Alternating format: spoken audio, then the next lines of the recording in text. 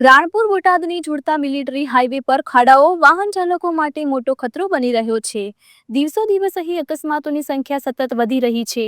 રાણપુરના જાગૃત એડવોકેટ ચાપરાજસિંહ દ્વારા અનેક વખત પ્રશાસનને લેખિત રજૂઆતો કરવામાં આવી, પરંતુ તંત્ર દ્વારા કરવામાં આવતું સમારકામ હલકી ગુણવત્તાવાળા મટીરીયલથી થતા થોડા જ દિવસોમાં ફરી ખાડાઓ ઊભા થઈ જાય છે। આ ખાડાઓ પાર કરવા જતા વાહન ચાલકો સામે તરફથી આવતા વાહનો સાથે અથડાતા અકસ્માત સર્જાય છે। આજુબાજુની વાડીઓના લોકો પણ વારંવાર પ્રશાસનને ચેતવણી આપી રહ્યા છે, તેમ છતાં તંત્ર પર કોઈ અસર થતી દેખાતી નથી। ગઈકાલે સાંજે ખાડો ટાળવા જતા એક રિક્ષા અને બાઇક વચ્ચે અકસ્માત થયો, જેમાં ઘાયલોને સારવાર માટે હોસ્પિટલ ખસેડવામાં આવ્યા હતા। સવાલ એ છે કે ગંભીર અકસ્માત પછી શું તંત્ર જાગશે?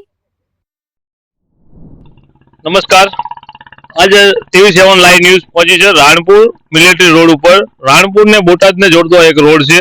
आ रोड नी अंदर आ खाडाना कारणे काले थोड़ा टाइम पहला ज अकस्मात थयो हतो, जेने लईने अवारनवार आ रोड पर अकस्मातनी भीति सर्जाई छे। त्यारे आपणी जोड़े राणपुરના युवा एडवोकेट ચાપરાજસિંહ ડોડિયા છે, જે આ રોડના ખાડાના કારણે અનેક વાર તંત્રને રજૂઆત કરે છે।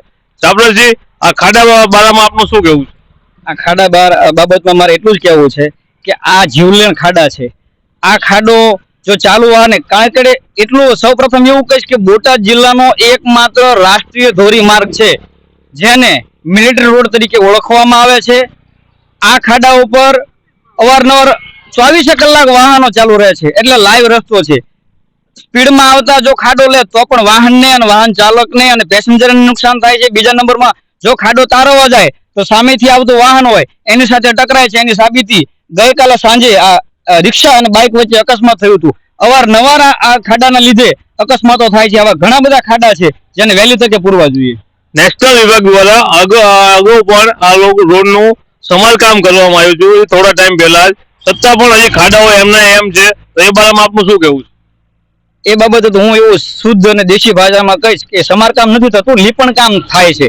જે ક્વોલિટી પ્રમાણે કામ થવું જોઈએ એ પ્રમાણેનું ફાઉન્ડેશન નથી થતું, એ રીતનો ડામર નથી આવતો, એવી રીતનો ખાડા પુરાતા નથી, એટલે એ જે સમારકામ થાય છે એમાં પણ ક્યાંક ને ક્યાંક કૌભાંડનો અથવા તો ક્વોલિટીનો અભાવ છે એવું મારું માનવું છે। આ રોડ ઉપર અનેક વખત સમારકામ થયા પણ છતાં પણ ભ્રષ્ટાચારનો આપને ગંધ આવે છે, છતાં પણ તંત્ર એનું જાગતું નથી અને આવીને આવી રીતે શું તંત્ર અકસ્માત મોટો થાય એની વાત જોઈ રહ્યું છે? હવે એના માટે પ્રશ્ન તંત્રને એવો કરીશ કે શું આ જીવલેણ ખાડા છે એ સાચા અર્થમાં જીવલેણ સાબિત થાય, કોઈનો જીવનો ભોગ બને ત્યારે જ માની શકાય કે જીવલેણ છે, કે એના પહેલા પણ આનું પરિણામ આવી શકે, સમારકામ યોગ્ય અને ક્વોલિટી પ્રમાણે થઈ શકે? આપણી પાસે બીજા પણ એક ભાઈ છે જે અહીંયા આગળ એમની વાડી પણ આવેલી છે। એ વાડીમાં અવારનવાર રસ્તા ઉપરથી નીકળે છે અને આ ભાઈ ખુદ 3 વખત અકસ્માત જોયા પણ છે, તો આ બારામાં આપ અકસ્માત જોયા એ કેવી રીતે હતું? બાઇક વાળા આવતા હોય, ખાડો એટલો બધો ઊંડો છે, તારવા જાય એટલે તરત જ તે સામેનું આવતું વાહન બાઇક વાળાને ઉડાડી દે છે। અને આજ આ એક પહેલું એક્સિડન્ટ નથી, આ ત્રીજું એક્સિડન્ટ છે આ ખાડાના માટે। એટલે હું તો એવું કહું છું ઝડપી સમારકામ સારી ક્વોલિટીનું કરે ને તો વધારે સારું, નહીંતર કોકના દીકરા દીકરી મા બાપ વગરના થઈ જશે। લોકોની અનેક વખત રજૂઆત છે, છતાં પણ તંત્ર પોતાના આ ખાડા કાન કરી રહ્યું છે।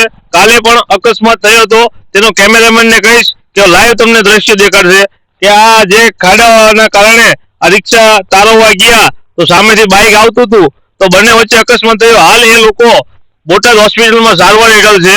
તો તંત્રને લોકો દ્વારા અનેક વખત રજૂઆત કરવામાં છે, અગાઉ પણ આને રોડના સમારકામ પણ થઈ જાય છે, છતાં પણ ખાડા એમના એમ જ હોય છે। તો કેમેરામેન લાલજી મેં સાથે ગોપાલ બોલિયા, રાણપુર।